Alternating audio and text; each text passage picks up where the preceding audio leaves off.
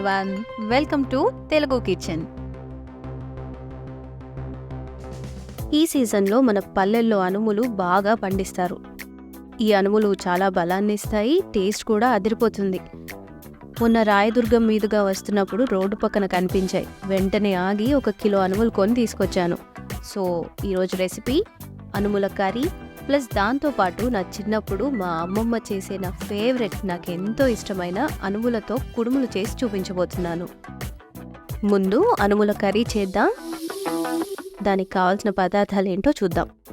చిక్కుడుకాయల్లాగా అనుముల పైన ఉన్న ఈ స్కిన్ తినడానికి పనికిరాదండి.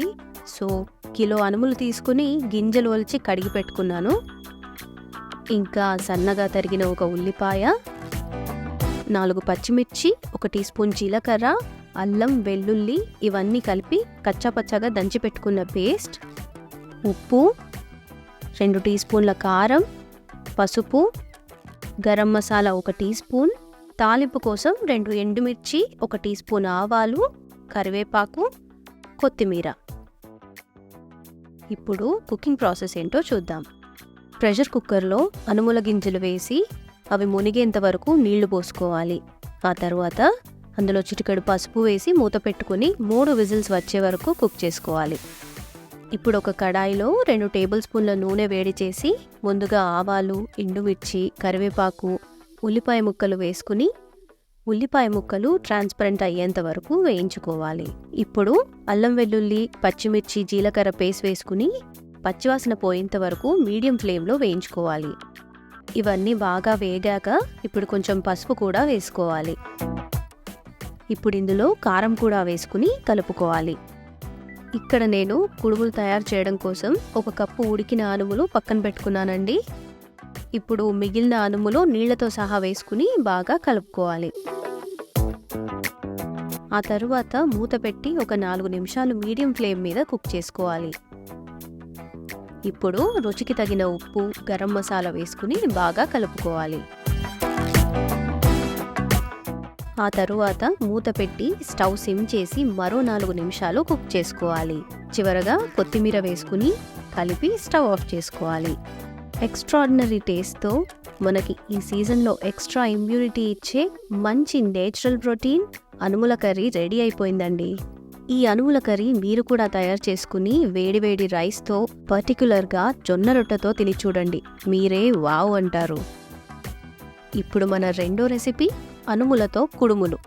దానికి కావాల్సిన ఇంగ్రీడియంట్స్ ఏంటో చూద్దాం.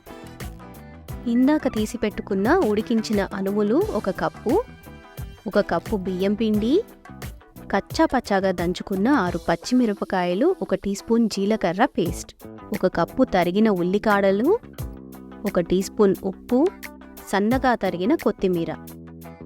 ఇప్పుడు ప్రాసెస్ చూద్దాం.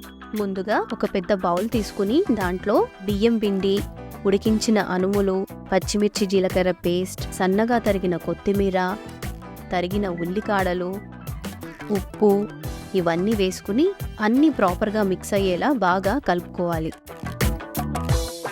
ఆ తర్వాత కొద్దిగా వాటర్ యాడ్ చేస్తూ చపాతీ పిండిలా కలుపుకోవాలి. ఈ పిండి కొంచెం గట్టిగానే ఉండాలండి, పల్చగా అయిపోతే కుడుములు సరిగ్గా రావు.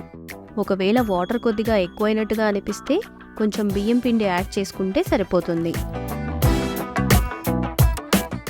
ఇప్పుడు మనం ఒక ప్లేట్ తీసుకుని కుడుములన్నీ ఈ విధంగా తయారు చేసి పెట్టుకోవాలి. ఈ కుడుములు మీకు నచ్చిన సైజ్ అండ్ షేప్లో తయారు చేసుకోవచ్చండి. ఇప్పుడు ఒక గిన్నెలో నీళ్లు వేడి చేసుకోవాలి. ఆ తరువాత ఇలాంటి ఒక చిల్లుల గిన్నె తీసుకుని దాన్ని నీళ్లు మరిగిస్తున్న గిన్నె మీద పెట్టుకుని ఆయిల్ అప్లై చేసుకోవాలి. ఇప్పుడు ఈ చిల్లుల గిన్నెలో కుడుములు జాగ్రత్తగా అరేంజ్ చేసుకుని కుడుముల పైన కూడా ఆయిల్ అప్లై చేసుకోవాలి. ఆ తరువాత మూత పెట్టుకుని స్టీమ్ కుక్ చేసుకోవాలి.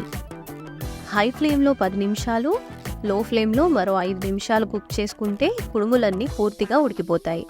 చూసారా, ఇవి చూడటానికి ప్యూర్ వెజ్ ఇండియన్ మోమోస్లా ఉన్నాయి కదా.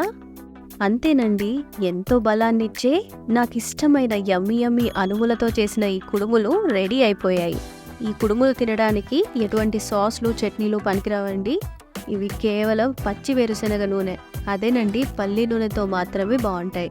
పొగలు కక్కుతున్న ఈ కుడుములను పచ్చి వేరుశనగ నూనెలో ముంచుకుంటూ తింటే ఆహా ఏమి రుచి అని మీ ఇంటిల్లిపాది పాడకపోతే నన్ను అడగండి.